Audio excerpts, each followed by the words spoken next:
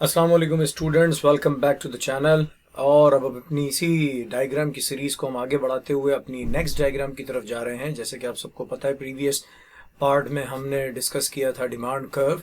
तो इन this diagram और in this video I am going to explain you the supply curve. Okay, supply curve से related exam में जो questions हैं वो कुछ इस तरह से बन सकते हैं कि ड्रॉ द सप्लाई कर्व। ये शॉर्ट क्वेश्चंस के अंदर भी आया हुआ है, इंटरमीडिएट बोर्ड के अंदर भी, whether comes from the entire Pakistan board as well as in the Cambridge system। और एक और क्वेश्चन है जो बनता है, explain the law of supply with the help of the diagram. तो इसके अंदर भी जो डायग्राम है बेसिकली वो लॉ ऑफ सप्लाई को ही रिलेटेड कर रही है, यानी लॉ ऑफ सप्लाई कर्व को एक्सप्लेन कर रहा है। ठीक है, तो अब सप्लाई कर्व से रिलेटेड अगर हम बात करने जाएं तो सबसे पहले हमें लॉ ऑफ सप्लाई को एक्सप्लेन करना होगा। तो लॉ ऑफ सप्लाई क्या चीज है और किस चीज को एक्सप्लेन कर रही है? Other things remain the same. The quantity supply of a product expands with the rise in price and contracts with the fall in price. Which means law of demand और law of supply में एक छोटा सा ही difference है, और वो ये कि प्राइस का डिमांड के साथ जो रिलेशन था वो नेगेटिव रिलेशन था, यानी इनवर्स रिलेशन। जबकि इस वक्त अगर हम देखें तो लॉ ऑफ सप्लाई के अकॉर्डिंग प्राइस और सप्लाई का जो रिलेशन है वो डायरेक्टली है, यानी पॉजिटिव रिलेशन है। जब कभी भी किसी भी प्रोडक्ट के प्राइसेस को बढ़ाया जाता है तो उसकी सप्लाई को प्रोड्यूसर्स मार्केट के अंदर बढ़ाते हैं ताकि उसकी डिमांड एक्सट्रीम लेवल पर और चली जाए।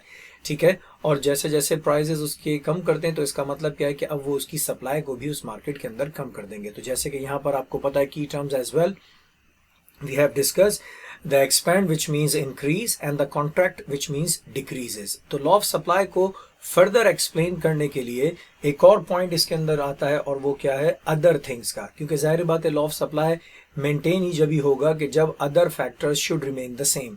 And other factor, as you know it very well, in the previous video we have discuss the non price factor. और वो नॉन प्राइस फैक्टर्स क्या हैं वो आपके सामने स्क्रीन पर हैं।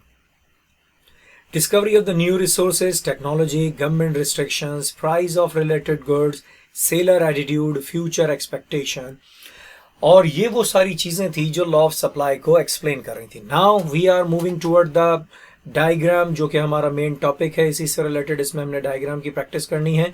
जैसे लॉ ऑफ डिमांड को फॉलो करके हमने डिमांड स्केड्यूल को यूज किया था, इसी तरह राइट साइड पर अगर आप देखें तो यहाँ पर आपको क्वांटिटी और सप्लाई और प्राइस के डिफरेंट कॉम्बिनेशन नजर आ रहे हैं, जो कि राइट साइड पर मेंशन है। प्राइस और सप्लाई का जैसे हम जानते हैं कि डायरेक्ट रिलेशन है, तो डायरेक्ट रिलेशन के अकॉर्डिंग प्राइसेस जैसे जैसे इंक्रीज होंगे 10, 20, 30, 40, 50, तो यहाँ पर आप देख सकते हैं कि क्वांटिटी सप्लाई भी इंक्रीज होना शुरू हो जाएगी, यानी 10, 20, 30, 40, 50। तो अब इसी को हम आगे बढ़ाते हैं। ये जो रिलेशन आपको यहाँ पर देखने को मिल रहा है, if you read this table from top to bottom, so the price increases and in response of that the quantity supply also increases.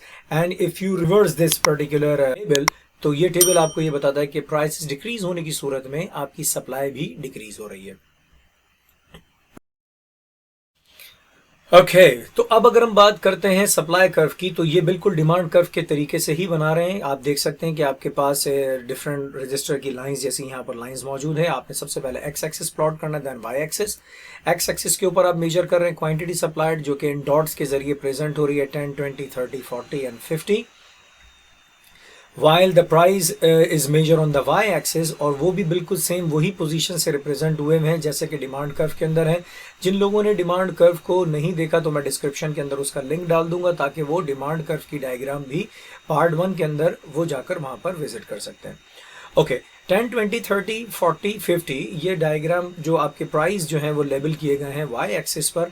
अब हम क्या करने जा रहे हैं, ये जो राइट साइड पर मौजूद कॉलम है, जो जिनको हम सप्लाई स्केड्यूल कहते हैं, जिसके अंदर प्राइस और क्वांटिटी सप्लाई के डिफरेंट कॉम्बिनेशंस हैं, इनको यूज करके डायग्राम बना रहे हैं। तो look at here, 10 price with connected with the quantity of the 10,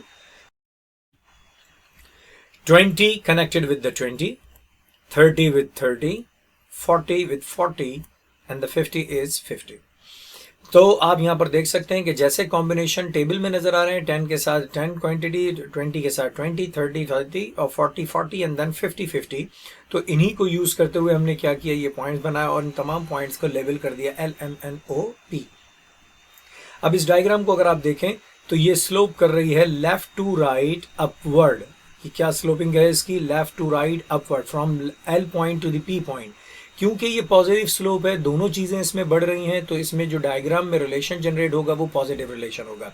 और इस लाइन को हम रिप्रेजेंट कर रहे हैं with the help of S S, यानी एस से लेके उस वाले एस तक क्या कहलाएगा, सप्लाई कर्व। और ये जो सप्लाई कर्व है ये स्लोप्स कर रहा है लेफ्ट टू राइट अपवर्ड, जिसको आप यहाँ पर रेड जो वर्डिंग है उससे भी मैं मेंशन कर रहा हूँ। और उसके बाद अगर आप गौर से देखें तो यहाँ पर एक टाइगर इमेज मैंने बनाई है, जो कि टाइगर स्लोप करता हुआ जा रहा है अपवर्ड की तरफ। यानी इससे प्रीवियस डायग्राम के अंदर अगर हम देखें तो उसमें मैंने सिम्बा को यूज़ किया था, यानी लाइन को, जो कि लेफ्ट टू राइट डाउनवर्ड आ रहा था। अब सप्लाई कर्व के लिए टाइगर रिप्रेजेंट कर रहा हूँ, जो कि ये बता रहा है कि यहाँ से supply curve left to right upward है, ताकि आपको रिकॉग्नाइज करना और पहचान करना आसान रहेगा। जिस डायग्राम में टाइगर आ रहा है वो सप्लाई कर्व है, जिस डायग्राम के अंदर लाइन आ रहा है वो डिमांड कर्व को रिप्रेजेंट कर रहा है। आई होप कि इस डायग्राम में आपको कोई परेशानी नहीं होगी, और इसमें जो भी कंफ्यूजन हो वो आप कमेंट बॉक्स में मेंशन कीजिए। इंशाल्लाह ताला अगली डायग्राम के अंदर आपसे नेक्स्ट वीडियो में मुलाकात होगी। जब तक के लिए thank you so much and may Allah bless you all.